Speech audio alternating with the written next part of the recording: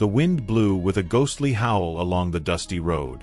The asphalt, cracked by time, wound through abandoned fields, where the twisted trees seemed to writhe in silent suffering. The small town of São Clemente was one of those places forgotten by the world, a hole in the map that no travel guidebook mentioned. There, stories were whispered, and a name hung in the air like a curse: Old Nicanor's farm. Nicanor was the last owner of that cursed land, an eccentric farmer who, according to the locals, never left the farm. But he disappeared. He simply vanished.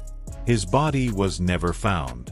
And yet, many swore that his presence still inhabited those dead cornfields, where something more than crows lurked. The young people arrived in town with the youthful excitement of those seeking a challenge.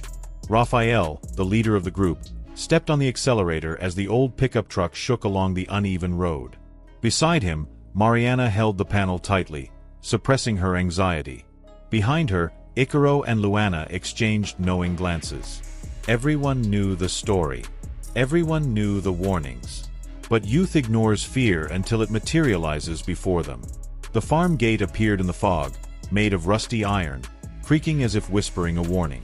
Raphael smiled. Showtime. They jumped over the gate with ease.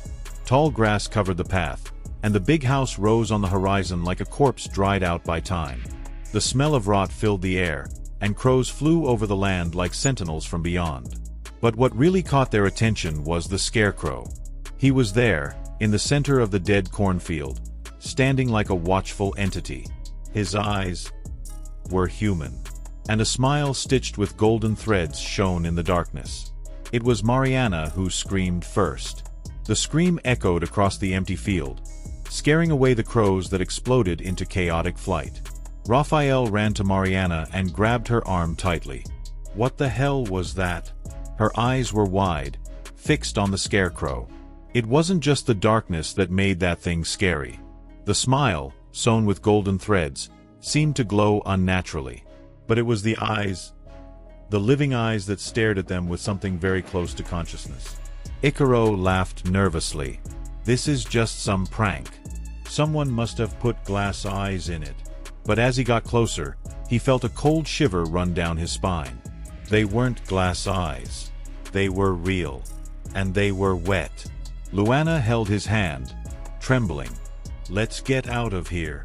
But Raphael, driven by the desire to prove his courage, reached out and touched the scarecrow. The texture of the skin was cold, wrinkled. The smile seemed to widen a little more. Then, a dry sound came from the ground. Something moved beneath his feet. The scarecrow laughed. It was a low, muffled sound, as if it came from deep within the earth. A gurgling laugh. They ran. But the field seemed to stretch on endlessly, and the fog swallowed everything around them. The crows returned, flying low, brushing their heads with their rough wings. When they finally reached the house, panting, they realized that the door was already ajar. Someone, or something, was waiting for them inside. The wood creaked beneath their feet. The house was dark, smelling of mold and dried blood. Mariana held her cell phone with the flashlight on, illuminating the furniture covered in dingy sheets. Cracked portraits decorated the walls, showing old faces that seemed to follow them with their eyes. Icaro found a notebook on the table, the pages yellowed and dirty with something that looked like flesh. He read aloud. The meat must be harvested. The field needs eyes. The scarecrow needs a soul. Silence fell over the group. Raphael kicked a chair, trying to dispel his fear. This is just an old diary. Stupid legends. But then, a creaking sound came from upstairs. Footsteps. Dread took hold of them. They were not alone.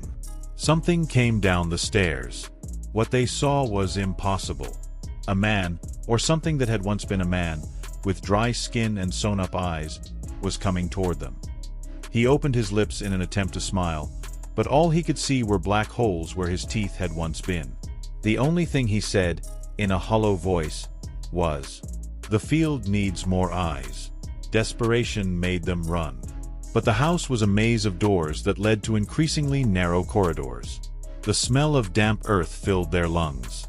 Mariana separated from the group, stumbling on a staircase that led to the basement. Her scream was swallowed up by the void. When she opened her eyes, she realized where she was. The basement was an altar. In the center, there was an unfinished scarecrow, holding a golden needle. And all around, dozens of human eyes floated in glass jars, staring at her. 1.121/5.000. The door closed behind her. Someone whispered her name. It was the farmer. Or what was left of him.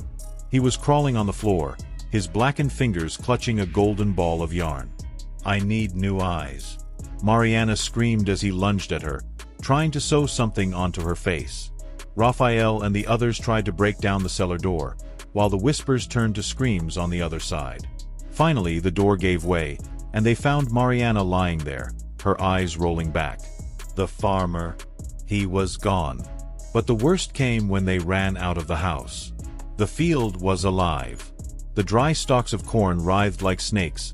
The scarecrow moved, its head slowly turning toward them. Then they realized something terrible. His eyes were Mariana's. And she, trembling on the ground, whispered, "He needs more eyes. He needs more eyes." The last sound they heard before the darkness swallowed them was the scarecrow's whispering laughter. The city of São Clemente still remembers the young people who never returned. And at night, in the countryside, you can hear the whisper of the wind carrying a single word: eyes.